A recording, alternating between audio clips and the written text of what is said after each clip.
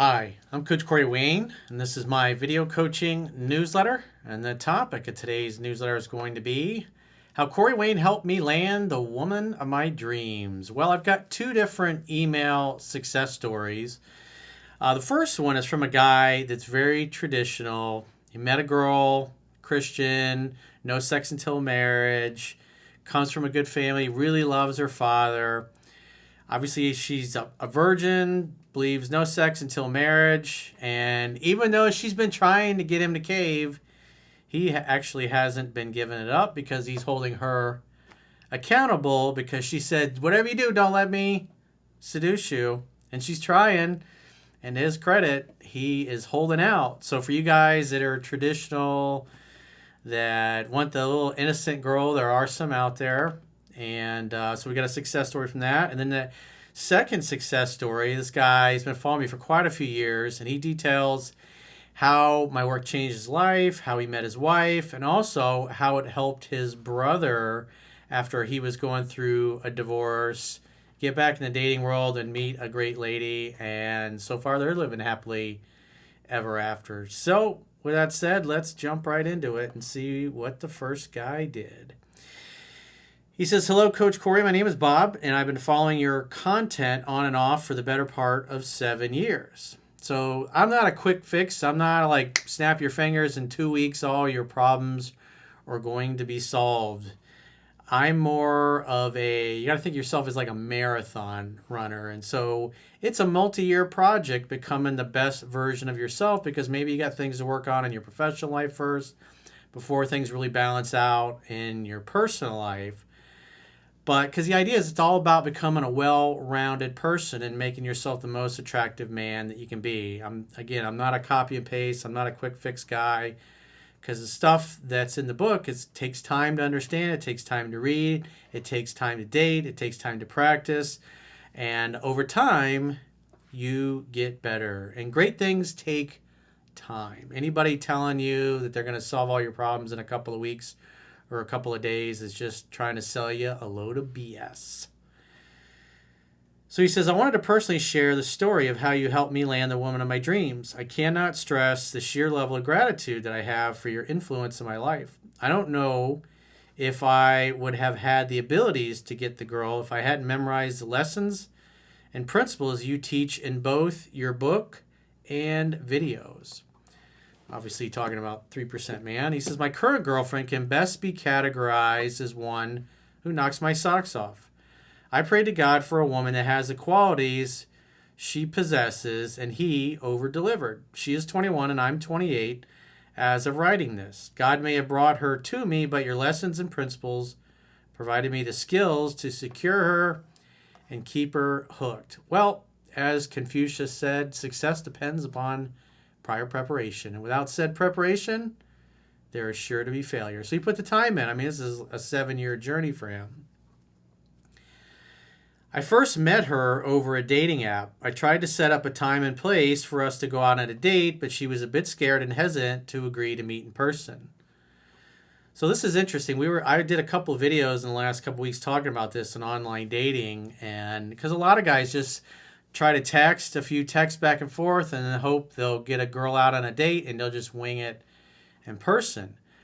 And what's important, especially if you're meeting women online or you're leaning exclusively to meeting women online, is it's much better to create rapport plus to have at least a phone call of 10 or 15 minutes so you can kind of gauge what it's like talking to them in person. Because if you can't have a good conversation on the phone, there's kind of no reason to go out in person.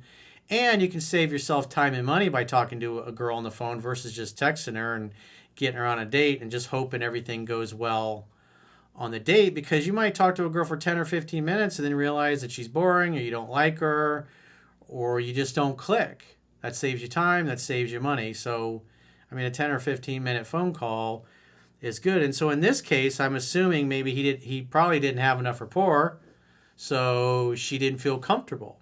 She didn't feel safe because he didn't take the time. Because under normal circumstances, before all online dating, most people obviously met in person, or they were introduced, or they've met him at a friend's party or at work, or because work is one of the biggest ways that people actually meet when you look at it statistically. which is pretty interesting because that can also present its own problems, especially in the Me Too era. She later agreed to go on a date with me, but later canceled, which I figured was going to happen, although I was not upset by it. She later asked if I would be open for a phone conversation so she could get to know me a little more, as I don't think she felt comfortable with the idea of meeting a guy she knew virtually nothing about. So yeah, that tells me that he did not talk to her on the phone first. He just probably texted her a few times and set a date. And since she hadn't talked to him, she dipped. You got to create rapport. Again, you got to think in terms of the dating apps are great to create an introduction, but you still got to have a personality. You still got to be able to carry a conversation. You can't just, especially guys that are socially awkward and don't take the time to learn to develop their social skills and get really good at small talk. You might get a girl out on a date, but if you're not good at having conversations or creating rapport or small talk, you're going to faceplant on the date and it's not going to go well. So it's better to get this stuff done ahead of time. Especially, I did a long video on it a couple weeks ago, so I'm not going to go through everything I went through because I think that video was about 40 minutes where I was discussing about creating rapport, the types of jobs and things you should go into. But I would check that video out. It was, like I said, it was only about 2 weeks ago. He says, I agreed, and some of the first things she let me know over the phone was that she was a virgin, she had never dated before, and that she wanted to save herself for marriage. She wanted me to know that ahead of time so that she didn't feel like we were wasting each other's time. I told her that those were major green flags for me. She rescheduled a date with me after having felt more comfortable from the phone conversation that we had. We met up on the first date where we immediately hit it off. I was only focused on hanging out and having fun. The flow of the date felt natural, and she did many things that demonstrated high interest towards me, such as laughing at all of my stupid jokes or constantly touching me. I took her mini golfing afterwards, but we ended up getting rained out halfway through. She texted me later that night after arriving home, thanking me for the night out. I responded back to her, and the following day I planned a second date with her the following week. I showed up at the place at the agreed upon time for the second date. I had a suspicion after 5 minutes of waiting and not having heard from her that she either forgot or that something had happened. I sent out a text saying how I got us a table, to which she immediately called me, frantically asking if I was actually at the restaurant. That's not a good sign. I mean, the fact that she can't even text you after spending a date with you and it's just, oh, well, I haven't heard from him, so I'm just not going to show up. That's pretty fucking rude. That's a red flag. Maybe she's socially awkward and kind of stunted growth, but to make plans with somebody that you've already met and you had a good date with, and so this is what she explained. She explained that she didn't think I was going to show since I didn't send her a follow-up text, but then told me she was on her way.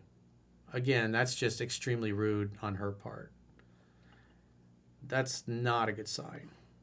But it gets better. After she arrived, she apologized, and I jokingly told her that I don't blame her and that a lot of women aren't used to guys being men of their word. The rest of the evening went smoothly, and I could tell she liked the way I had handled the situation. Again, it was still incredibly rude. Because you had plans, you'd already had one date and spent several hours together, and it just go, oh, well, I haven't heard from him, so I'm just not going to show up. That's pretty rude. That's concerning. Even though this is a success story, like I said, that's kind of a red flag. In a little under 2 months of us dating, she asked me the "what are we" question. We then committed to being exclusive, and she told me later that night how she loved me and that I'm everything in a man that she asked God for. She regularly tells me how she feels a 10 out of 10 attraction towards me in every conceivable category of our relationship and brings up marriage all of the time. She asked me early on in the relationship that no matter how much she begs for it in the moment, to not give her sex. And of course, he's committed to it, right? He's keeping his word.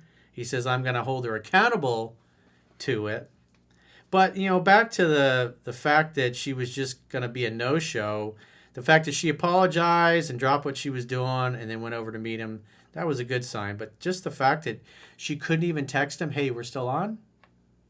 That's just not normal behavior to make plans with somebody, especially when you spent time with them like that and had a good date. Oh, I haven't heard from him, so I'm just not going to show up. Very rude. Abstinence until married, but maybe she led a sheltered life. And again, she says she's never dated anybody. So she was very skittish. Maybe her dad didn't let her date or do anything until she was 21. So maybe the father kind of stunted her growth a little bit. Abstinence until marriage is very important to her. Every night we hang out, she's practically tearing my clothes off, but I always hold up my end of the agreement and maintain my promise. And it makes it harder, as this only makes her want me more. Needless to say, I will be proposing soon out of sheer necessity.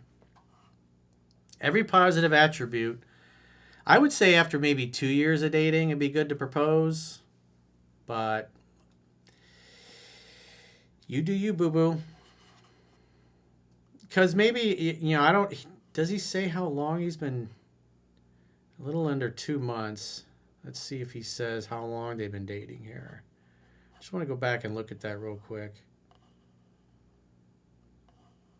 So maybe they haven't even been dating that long. I don't know. But he's ready to pop the question. And I would say it'd be better to wait till 1.5 years, 2 years. I wouldn't be in such a rush just because you want to get laid.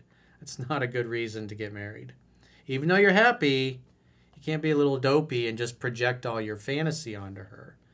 Because you need time to get to know somebody and for the infatuation to wear off, because maybe there's other character flaws. Because when you're dopey about somebody and you're goo-goo gaga, you'll look past all the red flags, and it's not until you're married and then you want to try to get out of that, that's when things can get really messy and unpleasant and expensive.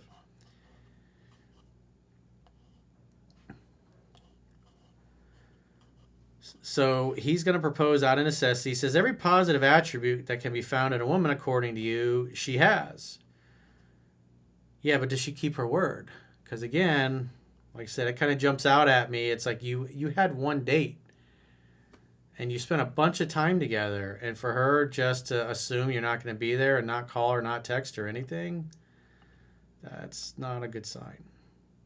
She comes from a very stable and loving household. Her relationship with her father is fantastic, and she doesn't have a single masculine bone in her body. She lets me lead the relationship and is always asking me what ways she can better give back to me in the relationship. Well, that is a good sign. That's a green flag. She's very affectionate, kind, and just overall a virtuous, godly woman. It also helps that she is absolutely breathtaking and she takes excellent care of her physical appearance. I never argue because, like you said, if you're arguing with a woman, it means you don't understand them. She carries over no baggage from previous relationships, and she is as pure as snow.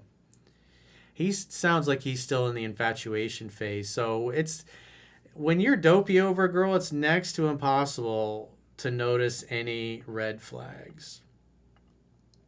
Again, my big concern would be, does she actually keep her word? Because again, after you spent all that time together on one date, she basically wasn't going to keep her word. She was just going to be a no-show. But the fact you reached out and she dropped what she was doing and came over, it shows she was highly interested. Again, maybe she led a sheltered life. Her parents were super strict. I mean, when have you ever met a girl that's 21 years old and is like, I've never dated before? I would say probably because her parents were super strict. And oftentimes, what you can see with parents that are super strict is that the kids then learn to lie and deceive because it's the only way they can survive, because they always get judged or they get in trouble when they do things that don't make mom and dad happy. I have hooked up with many women in the past, but I knew when I met her that she was a woman worth waiting for until marriage. I have effortlessly been able to mold our relationship to my preferences. Following your principles have turned me into a Chad Thundercock in her eyes. She demonstrates complete trust in me. I just focus on my life mission. I let her come to me. I never take things seriously. I focus on having a good time with her, and I try to be a man of virtue and principle. You've taught me how to be the masculine box that contains and protects her feminine essence, allowing it to grow and flourish. You have made me stronger a stronger man both within and outside the context of relationships, and I cannot thank you enough. Well, like I said, it just seems like he's pretty dopey about her. Doesn't really seem like they've been dating that long, but he's already determined that she's the winner. And so you really, it's better to get past the infatuation period, because I don't think this guy in the mindset that he's in would be able to see any kind of particular red flags. But like I said, does she keep her word? Does she do what she says she's going to do? And when it came to the second date, she was going to not keep her word. She was just going to blow you off and not show up until you called her out and you held her accountable. And to her credit, she did show up. But that's a troubling sign. It's nice that she met up with you, but a girl with low interest would have been like, "Oh, hey, you never called. Sorry, I'm just not showing up." Again, this is part of the problem when you're on a dating app versus meeting somebody in person. If she had a good social life and plenty of girlfriends and she's really beautiful and has a good community, she wouldn't be on a dating app. So, like I said, girls that come from a good family and have a good social network, the guys that they're dating, they're just meeting through their life, through their social activities. The people that are on the dating apps, unless they've moved from another area, typically there's other issues going on there. Again, we discuss these kinds of things at length on many other video newsletters. So I like the second email success story. It's definitely better because this is, these are many years. This guy came to in 2014, and he started. So this guy's been following me close to 10 years, the second one. And so he's actually married. But like I said, for those of you guys, I like that first one because it, appears the girl's a virgin. She was clearly willing to give up her virginity to him. But he's keeping his word and his commitment. Like I said, my biggest concern is long-term. Does she do the things she says she's going to do or not? And like I said, with him being so dopey and convinced she's the right girl, and I better propose real soon because he wants to get access to the box and keep his word on that. That's why I said it'd be better to date for about 2 years before you get married. It just sounds like he's only been dating a matter of months and is still kind of in the honeymoon phase. So I'd say slow your roll. I'm happy for you, but slow your roll. That's a big, big, big step, especially if you're going to involve the government in your relationship. So the second success story, Dear Coach Corey, I hope this message finds you well. I wanted to take a moment to express my gratitude for the profound impact your teachings have had on my life. In 2014, I came to the U.S. to pursue my master's degree along with adapting to a new culture. I felt an urge to unlock my full potential in all aspects of life, and during my time in school, I dabbed in online dating but struggled to find the connection I was looking for. While I did experience some success on platforms like OkCupid and lost my virginity, the ideal partner I imagined remained elusive. Again, that's why things just go so much better when you meet people in person through your social network. It's just that it doesn't mean there's no good girls on online dating, but what it does mean is there's a higher incidence of messed up women on online dating versus women that you meet through your social circle and your connections. Because like attracts like. People that like the same things tend to like each other. People that have similar goals, similar values tend to hang out in the same peer groups. After graduating in 2016, I faced a tough period of joblessness. At that time, I was without a job, a partner, but had a clear direction.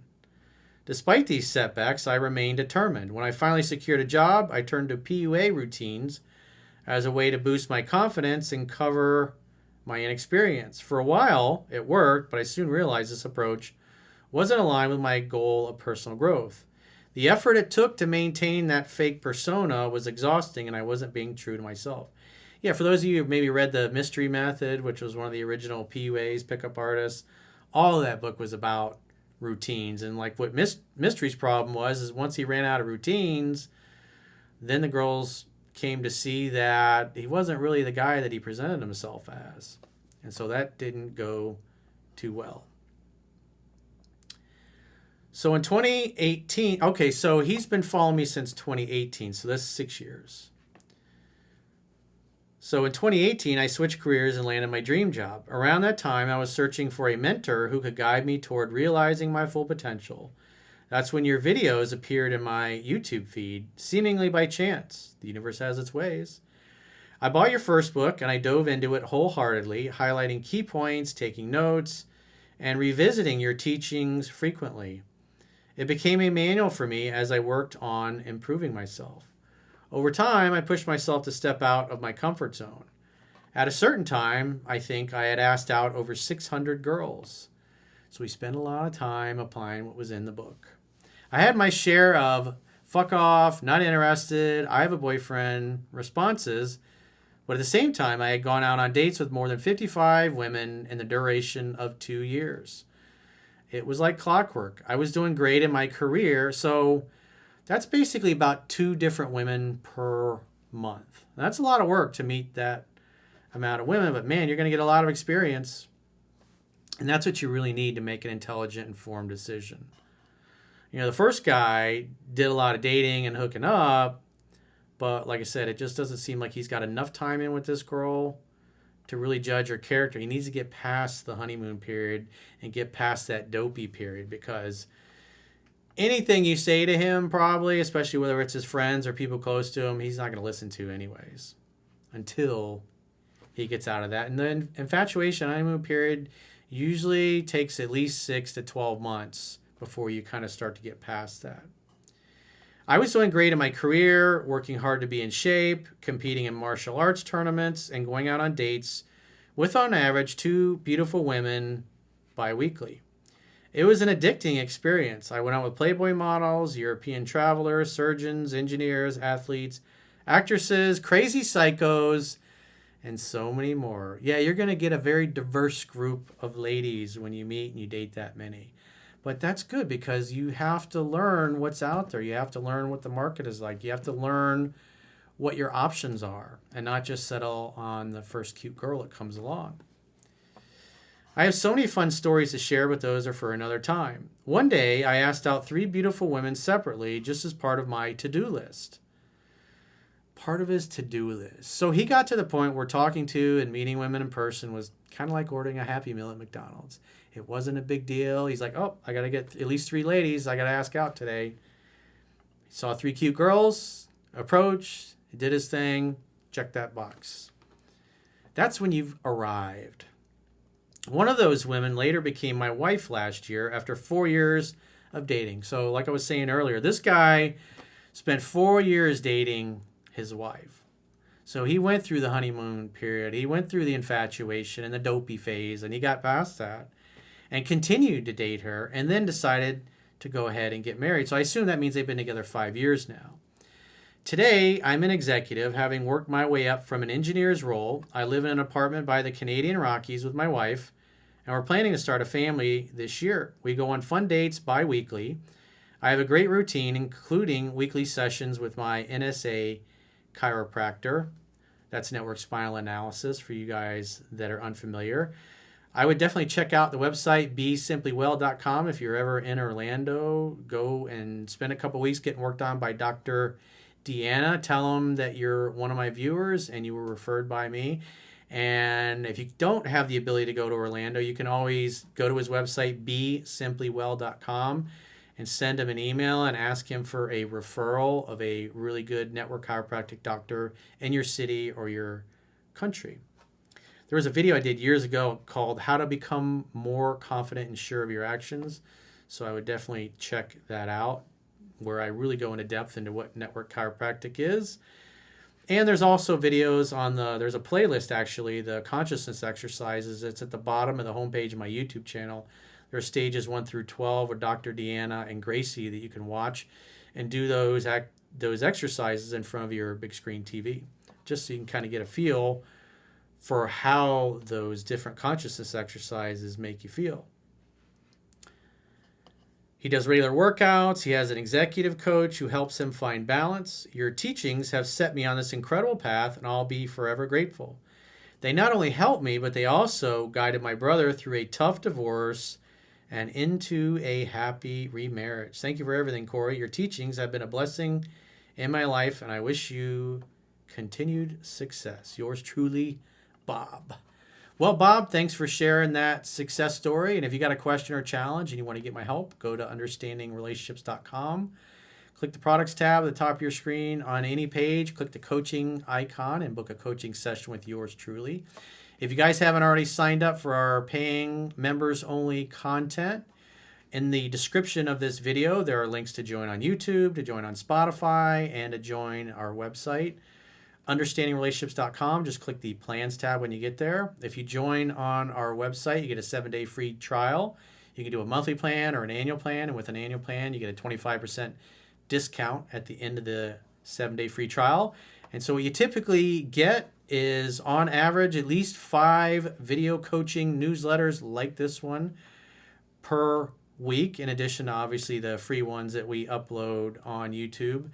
And plus any other special videos that we do. We just did one on the Menendez brothers. That was really interesting. The girls were really into that. And so we had a long discussion about that last week. And so that'll be for the paying members. But we also have a weekly 3% Man Study Group podcast, a weekly Mastering Yourself Study Group podcast. So it's like an ongoing weekly class, an online one, if you will. You can subscribe through our website, which we prefer. Or if you would rather just watch videos, then you can subscribe on YouTube, or you can subscribe on Spotify. And again, the links to join on those platforms are in the description of this video. So wherever you subscribe, if you subscribe on the website, you consume the content on the website. If you subscribe on YouTube, then you consume the content on YouTube. If you subscribe on Spotify, then you consume the content on Spotify. The 3 platforms are not connected. So if you subscribe on YouTube, you won't be able to access Spotify members only content and vice versa. So I've seen some guys get confused about that. I mean, I don't know why, but some people get confused because, like, if you go and you're used to ordering things on Walmart's website, you're not going to get access to ordering things on Amazon's website. So I would think that was common sense, but I guess not. And until next time, I will talk to you guys soon.